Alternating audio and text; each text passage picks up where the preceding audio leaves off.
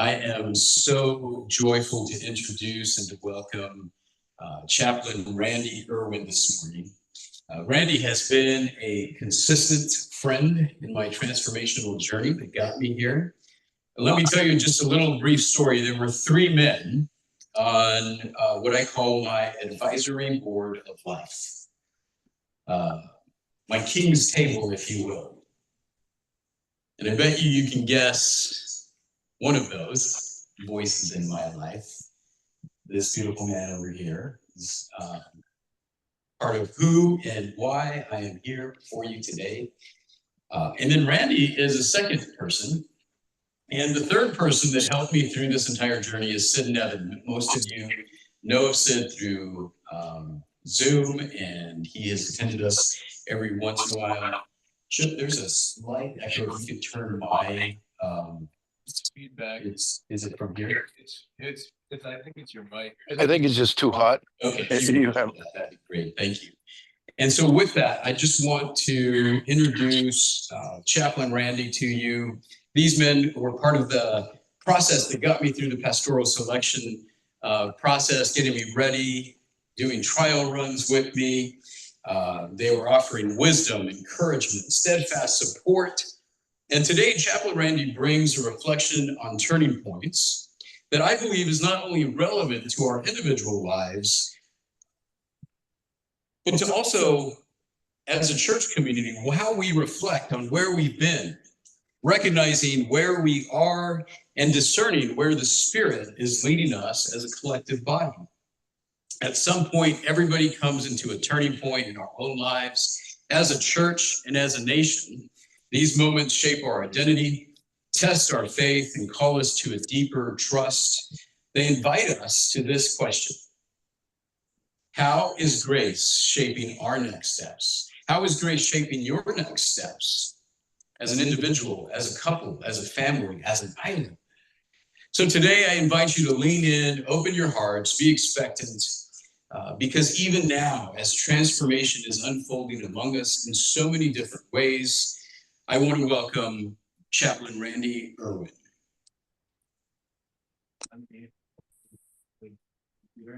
Well, good morning, everyone. It is so good to be with you. Thank you, Victor, for the invitation to join your beautiful community.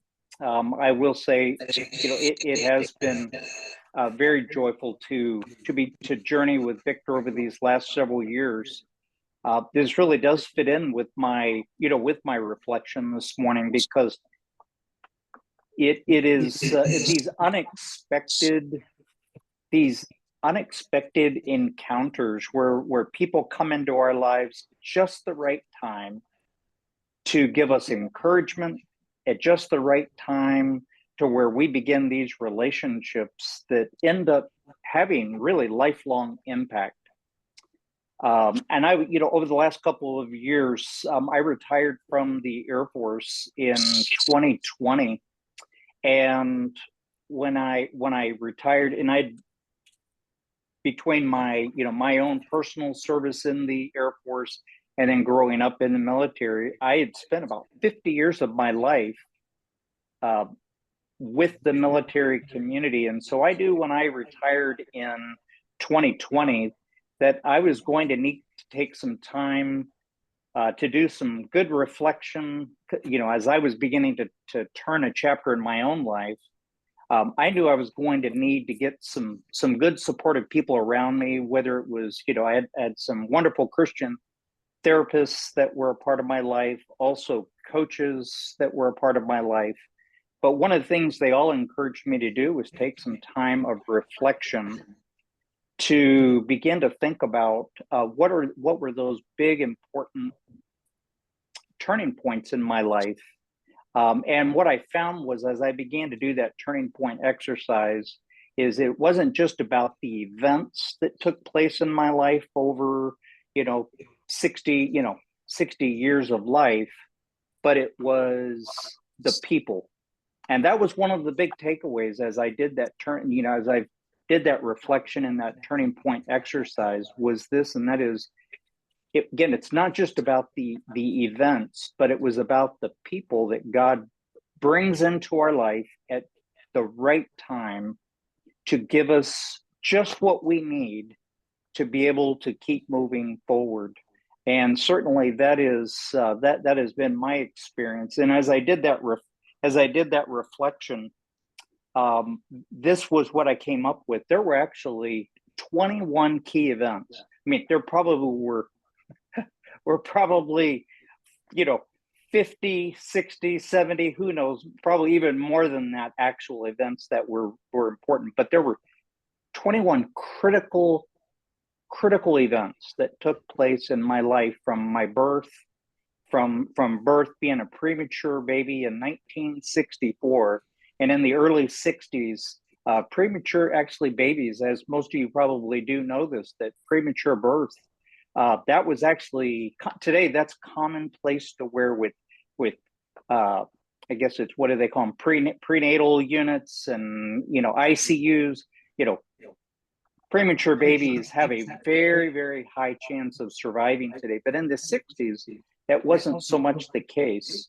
And just as an example of that, my own mother, before I was born, at big whopping 3 pounds 4 ounces,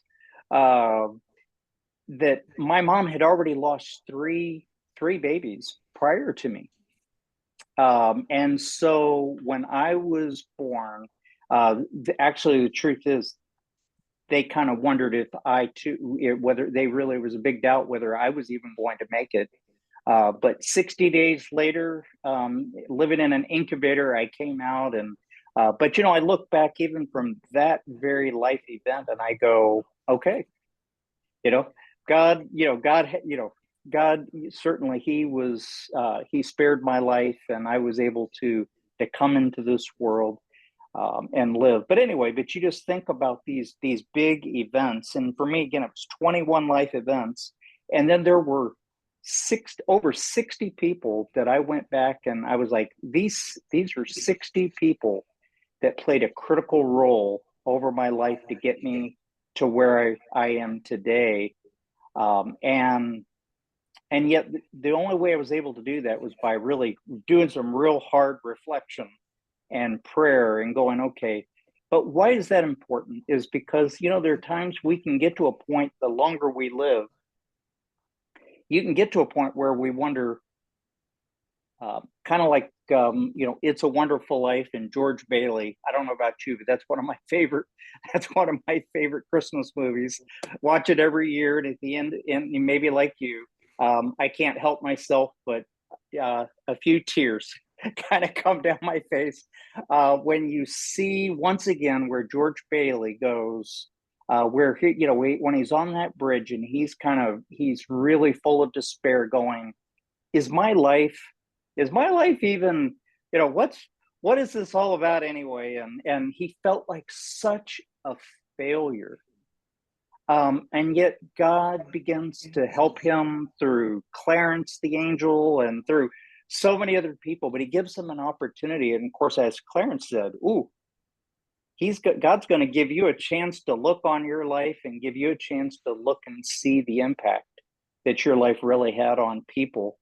And of course, the story of It's a Wonderful Life. He goes back and he gets a chance to see all the different people, not only the people that made an impact on his life, but how George Bailey made an impact on so many people. And, and I found myself, as I did this turning point reflection, kind of doing the exact same thing. And that is, I was able to come away with just a real fresh understanding of all the people that impacted my life, but also looking back and seeing some really beautiful ways in which my life has touched people. And of course, for me personally, it's not just the people outside my family, but, I was also reflecting, celebrating 40 years of marriage this year, 7 beautiful grandchildren, and just, and then not only that, but my kids, we are just the best of friends with our adult kids. And I just kind of took a step back from that, and I go, man, that is the grace of God. that was certainly, this was not all Randy. this this was the beautiful grace of God in operation, and so grateful. But I did want to share one story. Just this shows you how people show up in our life at just the right time. I wanted to give you an example of that in my own life. I'll take you back to, this was back in my senior year of high school, and being a part of a military family, I had heard the stories countless times of kids having to move in their senior year. And sure enough, I wasn't expecting that, but there I was. I had spent 3 years. I thought for sure I was going to get to do all 4 years of high school. And that's actually a rarity for military families to be able to finish high school all at the same school. And there I was, and I was fully expecting to graduate at the same high school. But my dad comes in October of my senior year. I just finished the first roughly the first 9 weeks, and my dad comes, hey, I'm taking an assignment in Oklahoma. We were living in Texas, and he says, we're moving to Oklahoma. And I was not a happy camper. I'll just put it that way. That was so unexpected. But now let me give you the backstory to this. And I wrote a little bit of this out because this is how the story goes. So my dad retired. He had retired from the Air Force and took a government job in Oklahoma. You know, I was super proud of my dad, but at that moment, this was the worst thing that could have ever happened to me. I was a senior at Randolph High School and wanted to graduate with my friends. I had tried to convince my parents to allow me to stay behind. The decision was made. We were all moving to Oklahoma. Moving in my senior year, but here's the reflection though. Moving in my senior year was a key turning point in my life. At the time, I could not appreciate it, but here's some of the backstory to that. When my dad announced his retirement and his plan to move, here was the truth. The first 9-week report card had just been released, and here was my stellar report card.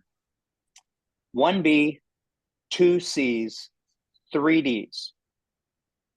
And on a positive note, I was passing PE. So that was about the brightest spot of that year so far. All 3 years of high school had been difficult, and now I was behind without much hope for improving. Specifically, English was my nemesis. And we had made the move. And so we went, so here we were in the move.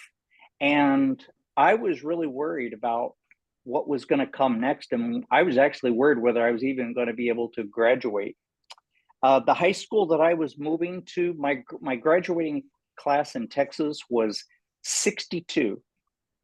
The graduating class in Oklahoma was going to be 830.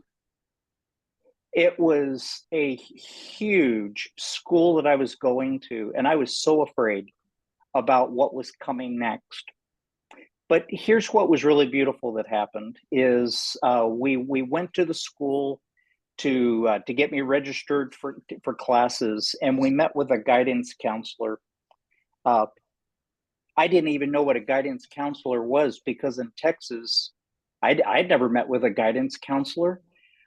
It was really up to me to kind of make it up as I went along. But here I was, first day, and I met with a guidance counselor, and she wasn't the turning point, but she was kind of a key piece of it. My mom was with me, and I was talking to her about how concerned I was about graduating and specifically about English, and she saw the grades. I think my grade point average for my 4 years of high school was about a 1.8. And of course, I needed to get to a minimum of 2.0 to be able to graduate. And I was just so worried. But this guidance counselor looked at me, didn't blink an eye. She said, "Randy, we are going to get you through this." And she said, in fact, don't you even be concerned one bit about English. She said, because I have just the right teacher for you, and she is going to get you through this. And so I show up at class the first day of actual classes the following Monday, and I walked into Mrs. Clark's class. She was a veteran teacher of about 35 years of teaching high school. And I walked up to her, and she could see it all over me. And she looked at me, and she said almost the identical thing. She was like, "Randy, don't you worry. I'm going to get you through this. And not only that, but you're probably going to learn a few things along the way here during this upcoming for the rest of the year." But she said, "I'm going to get you to the finish line. You are going to graduate high school." And I was just, I was just amazed at the reassurance, the care that she provided. She knew how to encourage and motivate students.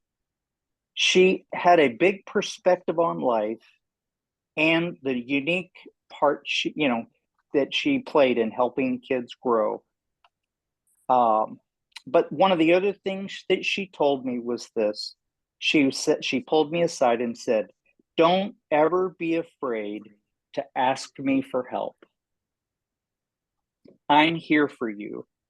I know God had put her in my life for that very specific moment in time. At graduation, I made a point to express my thanks to her, and she was, how she was a powerful influence in my life. And that same message for me over the years of pastoring and being a chaplain, that was a message that I took with me and that I would never forget. And in fact, that was one of the things I always would tell people is, please don't ever be afraid to ask for help, because of how that was passed along to me. Well, I want to quickly move on here to just the Bible story that I want to tell you. Most of you are probably familiar with the Apostle Paul and his life transformation. And we kind of find that story in the book of Acts, chapter 8 and 9. If you read in the book of Acts, if you didn't know the story, and you hear about Paul, he wrote the majority of the New Testament scriptures, and you look at his life, and you would never imagine how it all began, right? That prior to his conversion, that he was going down a pretty dark path. He had been persecuting the church, and in fact, in the story where we pick it up here, in chapter 8 and 9, at his conversion, he was going down a path that was not honoring to God. He thought he was going down the right path, but he had rejected Jesus. He had denied Jesus. In fact, again, he was killing people. That's how fervent he was about wanting to persecute the church. But on his way, the scripture says there in the book of Acts chapter 9, it says that while he was on his way, he was actually on his way to Damascus to round up more Christians to persecute them.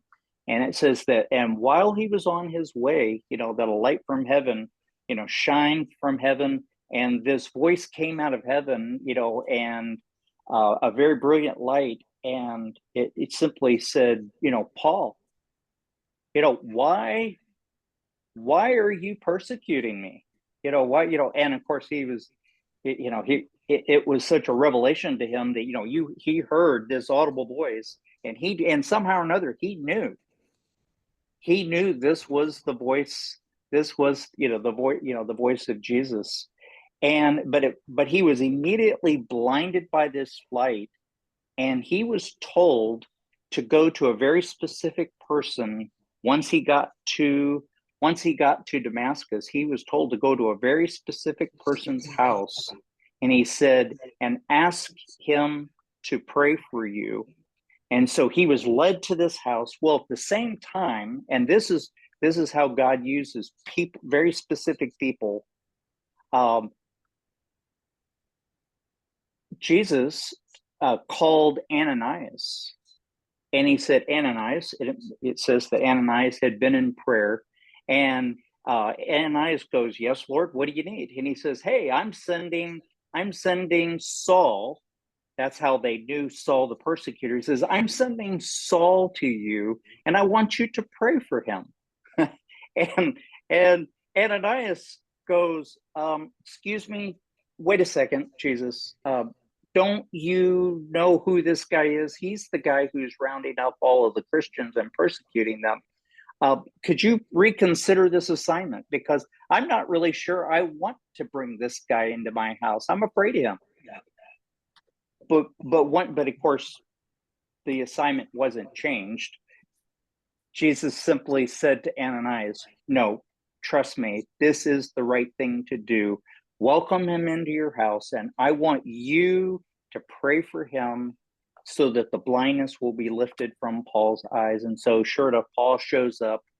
But what is really beautiful about this story is that once he received the assignment, yes, he expressed his concern.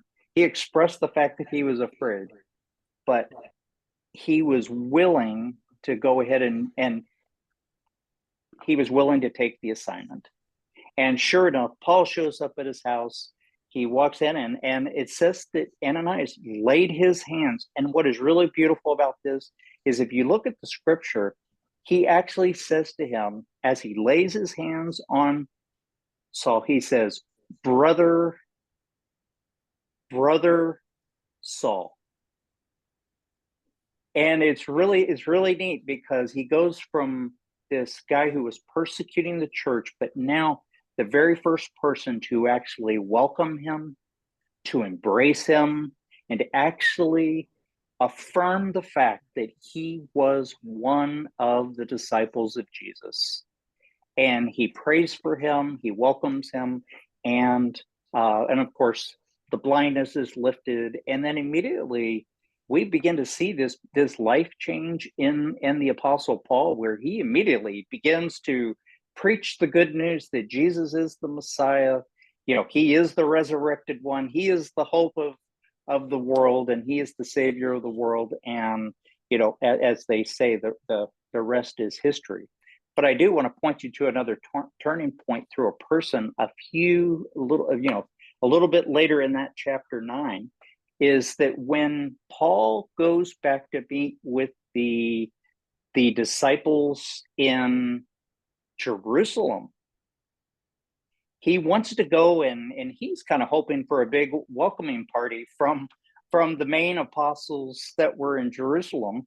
Well, initially, they didn't want to have anything to do with him. But it says that there was one of the main leaders, and his name was Barnabas. And it said that Barnabas welcomed Paul, welcomed him into the fellowship of these leaders, and basically gave a witness and a testimony of all that he had been doing for the gospel, and said, nope, he is one of us, and we need to receive him. And but anyway, it's a beautiful story, of course, of how Jesus got his attention, but how other people, sometimes it's one another, right? It's you and I who are willing to use our hands, who are willing to use our feet, who are willing to use our mouths, who are willing to embrace others and to show that love and care that sometimes makes all the difference in a person's life. When you have felt like an outsider, this has been for my wife Joyce and I with the church. This has been one of the things that we have tried so hard, being kind of nomads in our life, spiritual pilgrims, so to speak, over all of our years. Joyce grew up in the military as well. So we know what it's like to move in and out of communities our entire lives. We know what it's like to walk into spiritual communities and not, feel like an outsider, and not one person, not one person walk up to us and actually say, hey, you look new. Hey, what's your name? Tell us your story. How did you even get here? We've walked into some spiritual communities where literally we walked in and we walked out, and not a single soul even acknowledged that we were even there. My guess is that was probably one of those disappointing days where Jesus just kind of he just kind of shook his head and went, "I'm not sure that's right." But yet on the other hand, we have walked into some spiritual communities. One of those was in Pasadena, California. We were only going to be there for 10 months. But that very first Sunday, we walked in, no less than 50 people. We didn't have a choice that morning. I mean, we were embraced like we had never felt that kind of warmth and welcome. And we just kind of looked at each other and we just kind of said, well, I guess this is our home for the next 10 months. Because they just loved us so well. And I bet that was one of those days where Jesus just had a big old smile on his face, and he said, now that's what my people, that's what it looks like for the body of Christ. When we welcome one another, we love each other, we care for each other. And especially when you have those who are on the outside trying to figure out, how do I even fit in, and how do I make it? And my prayer for all of us is that we would make that kind of an impact. Well, let me bring this to a close, really, with 2 points that you've already kind of heard me talking about. Number one is that these big turning points in our life that happen, it usually involves people. That's just the way God works.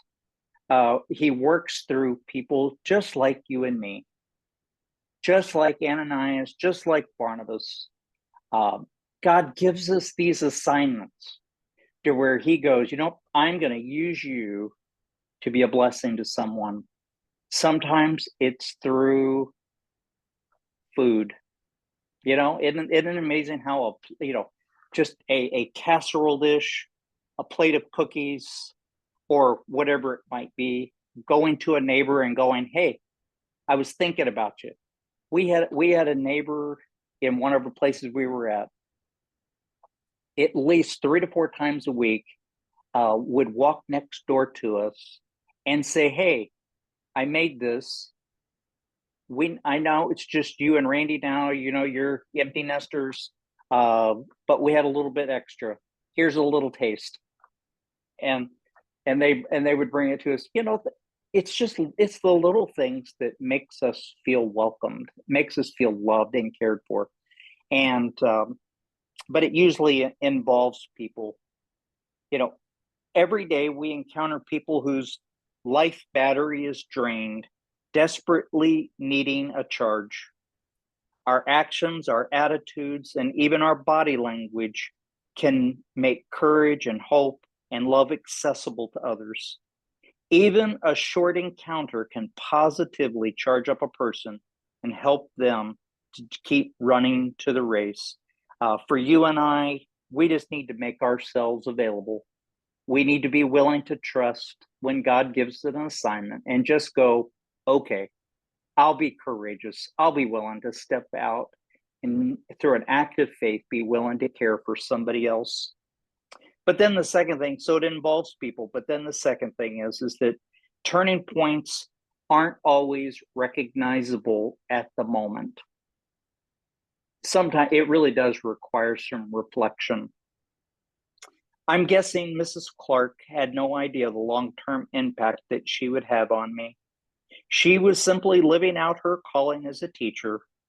That 17-year-old version of Randy didn't fully appreciate how Mrs. Clark showed up each day, looking for opportunities to make a difference in the lives of her students. But, that really is the big takeaway. Be faithful and show up for the people around you. it really does make a difference. And so my encouragement to us all is listen for the assignment and go. Be courageous, get involved, speak up. But the last thing is we often underestimate our impact. We often underestimate that. But be sure of this: God is using you and me to be a turning point in other people's lives. And we can be an encouragement to one another. And so I hope that you will, maybe even take some time this week to just kind of just pause and just begin to maybe even jot down a name or two. One of the other things that made such a big difference for me is that I actually, once I made that list of those 60 or so people, I actually took some time to begin to call people. I actually began to pick up the phone and I called, there was about 10 people that were kind of made the very top of the list. Some of the individuals were no longer alive, but there were 10 that were still alive. And I called them and I just said, hey, I just want to let you know, one person was absolutely blown away because he was like, I had no idea that I had even done that. But he was really encouraged by the fact that he had made that kind of an impact on my life. So anyway, let's go out this week and let's look for ways in which we can be turning points in each other's life. And I guess really the last thing too is God's not finished. He's not finished working in our lives and in the lives of those around us. God bless you all, and thank you so much for the opportunity to be able to share with you this morning.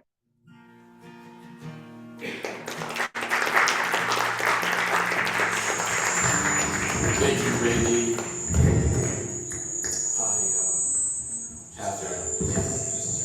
There we go. Sorry about that. So with that, let us stand.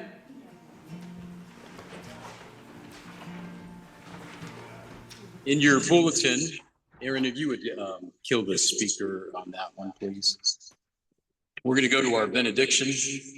So grateful to Chaplain Randy and John Emery for being with us today. Get that muted for me, please. Thanks, sir.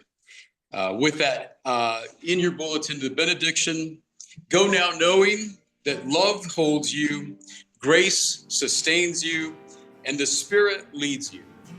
We go in peace to be light and love in the world. Amen.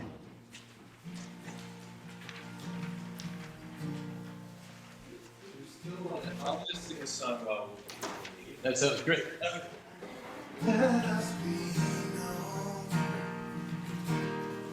by our love in every word, in every deed. Honor the Son. Let our light shine in every eye. Let us be known by our love for the glory of the Father, for the glory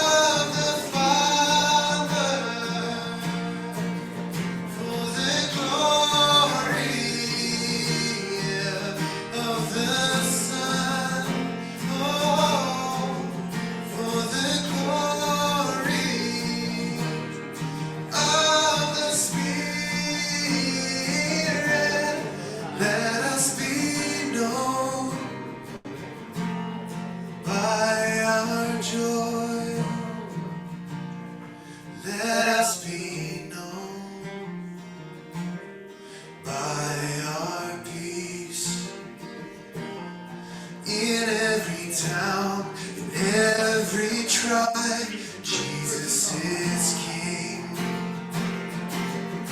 Let us go forth to heal and restore. Let us be known by our peace, for the glory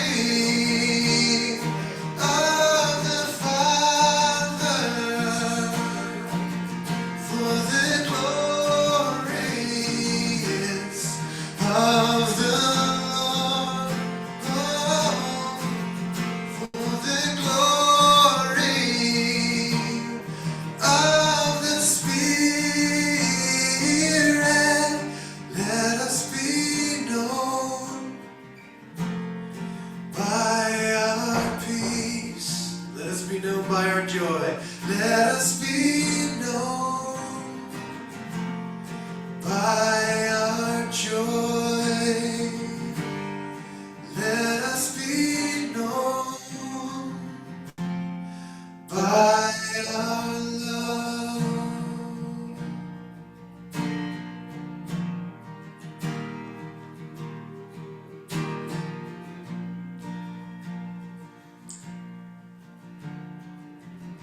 You may be dismissed.